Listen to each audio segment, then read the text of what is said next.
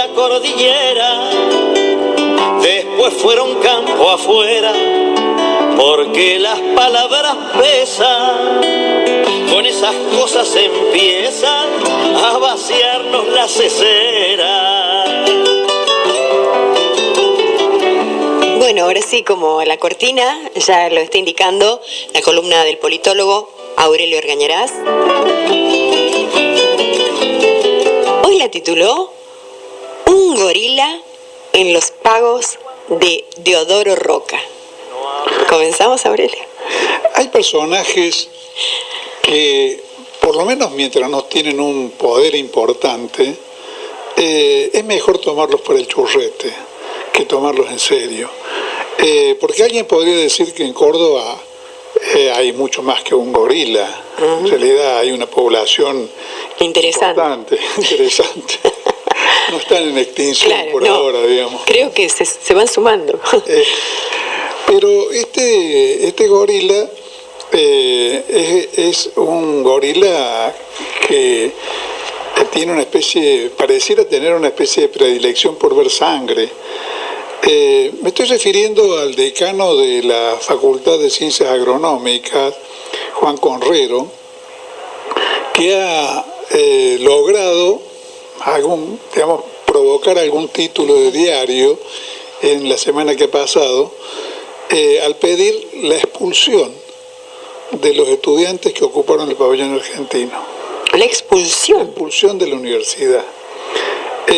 Por supuesto, ha recibido la respuesta que se merece de parte del mundo de profesores y de estudiantes de la universidad y de fuerzas políticas, pero por lo menos yo no he visto mencionado, aunque seguramente no he sido desde luego el único que lo ha pensado, lo curioso que resulta esta provocación en el centenario de la reforma universitaria. Sí, te lo iba a decir, justamente. Porque sí. se ve que Conrero, si hubiera vivido en el 18, los ponía presos a todos y los expulsaba a todos de la universidad. Eso hubiera sido el problema. Claro. En realidad, yo hasta he llegado a sospechar que en realidad Conrero, que creo yo, tiene pocas chances de que su solicitud se apruebe, a pesar de que la Universidad de Córdoba en este momento está dirigida por un radical, pero por un radical que no es una bestia como el doctor Conrero, que es un poco más civilizado, y que no estoy seguro de que no va a secundar esta medida extrema, a pesar de que no lo tengo perfectamente documentado, pero supongo que la intervención del juzgado federal en el tema del pabellón ha sido fruto de algún pedido de las autoridades universitarias, porque la fiscal federal, Peloniot, inició una investigación relacionada con los integrantes, con los estudiantes que participaron en la toma, y el juez Hugo Bacanar Baja está instruyendo el asunto. Según las referencias periodísticas, tiene 8 estudiantes ya citados y habría hasta el momento 29 personas identificadas, entre las cuales hay 28 estudiantes y un profesor universitario, cuyo nombre por lo menos yo no he podido encontrar. La propia asociación ADIUC ha condenado también esta cuestión, lo ha condenado la Asamblea Interfacultades, lo ha condenado prácticamente todo el movimiento estudiantil. Yo he visto una declaración firmada por todo el universo de la agrupación universitaria, sí, prácticamente, con la exclusión obvia de Franja Morada, de la cual es originario Conrero. Conrero, como estudiante, ha sido militante de Franja Morada, o sea que también pertenece a la Unión Cívica Radical. sí. Se presume, por sus conductas, que al sector más retrógrado, más reaccionario, más troglodita que cobija ese partido, con personajes como Aguad. A mí se me ocurrió sospechar que Conrero, que no va a lograr con esto, me parece, si es que tenía alguna aspiración, que se mencionaba que tenía alguna aspiración a ser rector, no va a lograr ese objetivo porque ha adoptado una posición extrema que lo coloca tan a la derecha, como una figura tan antipática dentro de la comunidad universitaria, que no creo que pueda lograr rodearse por una votación mayoritaria en la asamblea universitaria que elegirá rector el año que viene, de nuevo. Sí. Por lo cual, no sé, puede ser que esté en realidad tratando de destacarse para postularse en algún momento reemplazante de la Bullrich. Claro. Cada uno va haciendo como un caminito, ¿no? Claro, uno va haciendo mérito. Corriéndose más para escalar en el zoológico de la barbarie. ¿Quién se corre más a la derecha? Él es un tipo, en realidad no está actuando de una manera novedosa. Él es conocido como el rector Monsanto. Forma parte de los que consagran así, con los ojos cerrados y con un apoyo militante activo, todos los componentes del paradigma agropecuario que tenía Monsanto como la estrella máxima. Es una cosa curiosa, porque más allá de Monsanto, lo que caracteriza al sistema agropecuario nacional, centrado, digamos, en la siembra directa y en la soja, digamos, con su correlato de primarización de la estructura económica, porque los actores fundamentales en ese mundo pretenden ser exportadores de granos. Claro. Contradiciendo la necesidad del país e incluso lo que sería una conducta capitalista coherente de procesar esa producción y agregarle valor, aunque más no sea bajo la forma muy clásica de transformar grano en carne. O sea, de a partir de los granos producir carne, un proceso que según la propia Voz del Interior, en su semanario La Voz del Campo, implica un agregado de valor del orden del 80%.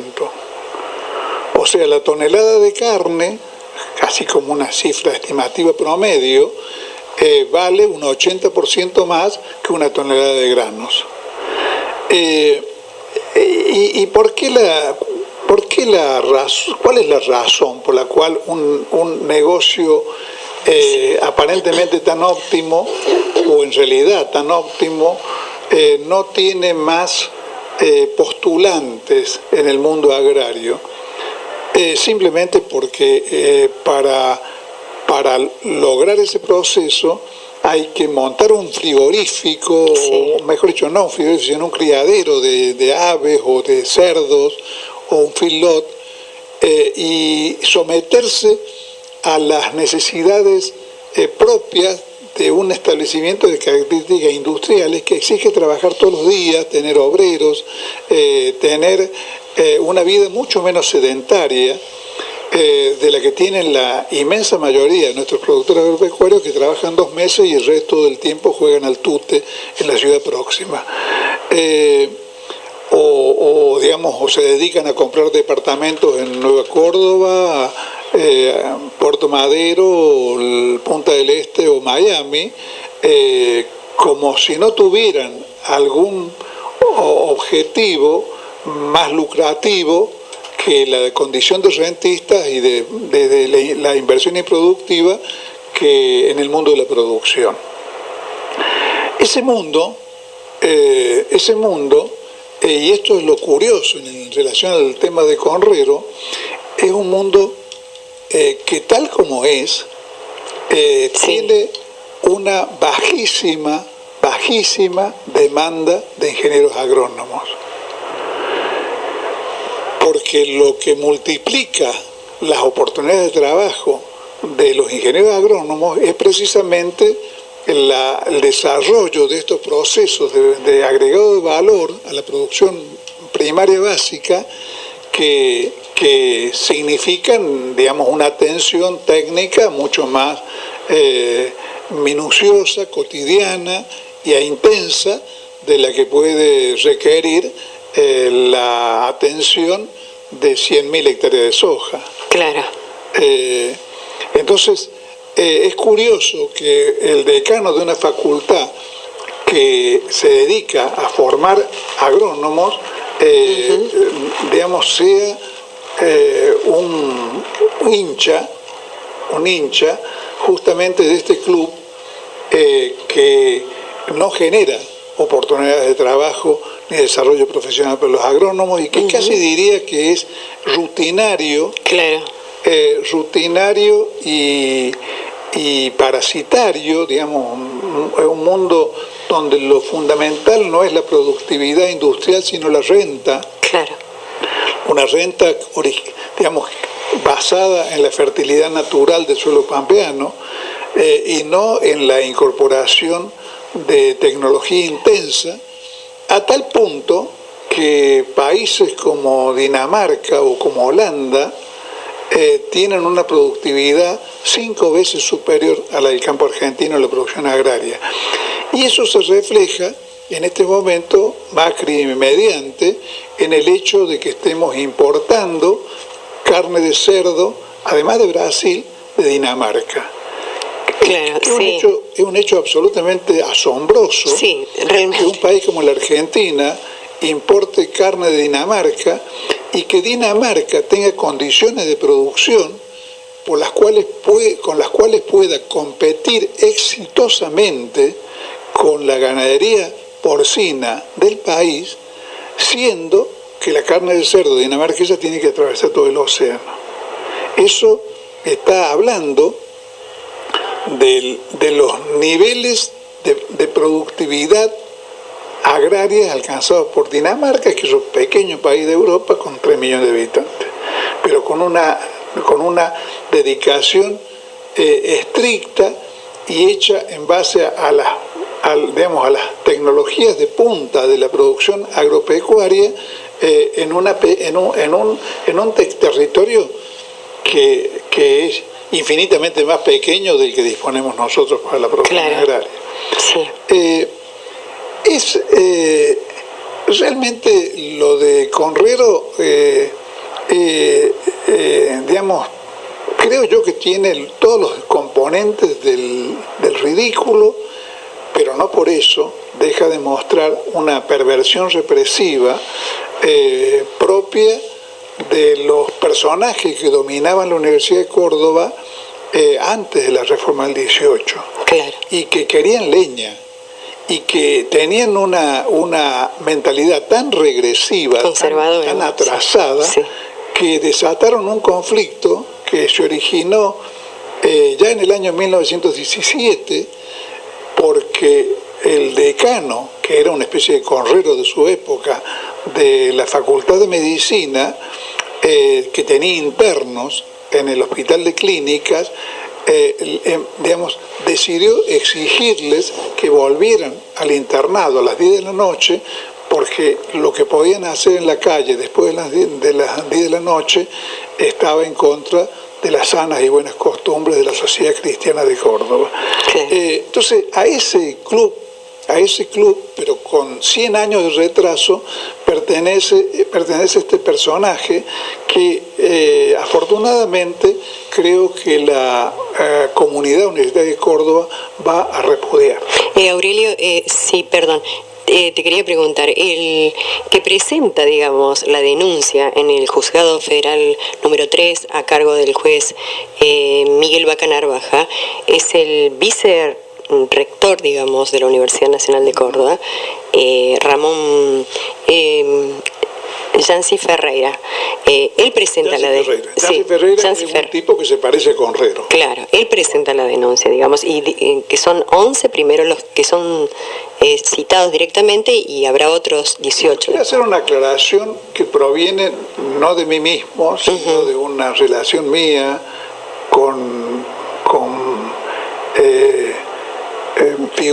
algunas figuras del mundo judicial de Córdoba, porque una de las cosas que uno puede recibir con extrañeza es estas dos figuras del Poder Judicial que están abocadas a este tema, porque la fiscal Filoniuk tiene fama por haber hecho punta en el tema de derechos humanos dentro de la justicia federal, y el juez Vaca Narvaja también, digamos, forma parte, el juez Vaca Narvaja forma parte de justicia legítima, digamos, ¿no? Sí. Son figuras del progresismo dentro del mundo jurídico.